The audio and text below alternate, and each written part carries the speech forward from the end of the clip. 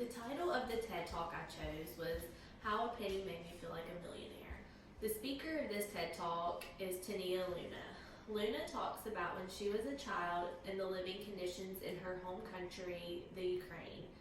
The title of this TED Talk, How a Penny Made Me Feel Like a Millionaire, is explained throughout her speech.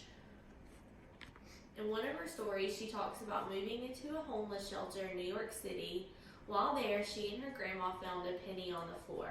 This penny was very special to her because this is the most that she's ever had in her entire life. That is how the title became about. Luna does a great job relaying her emotions to the audience. She relays her emotions by telling stories. The stories she tells, such as chewing on the same piece of gum for a week, her sister's hair falling completely out, and the story of the filthy homeless shelter in New York City. These stories really touch the audience. While giving her talk, Luna uses in-depth stories to get her point across. She does not use facts or statistics, but her stories are enough details to get into the audience's emotions. Luna begins her speech by telling the story of how harsh the conditions are in her home country. She continues to tell detailed stories from throughout her life and explaining how she did not have anything as a child. I feel she immediately has her audience hooked.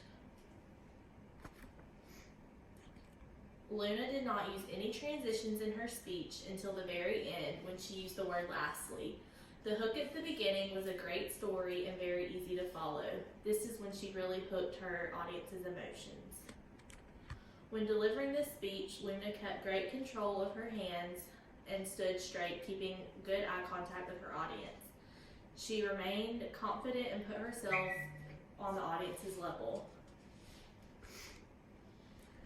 Overall, she did a fantastic job delivering the speech. The message was clear and effective.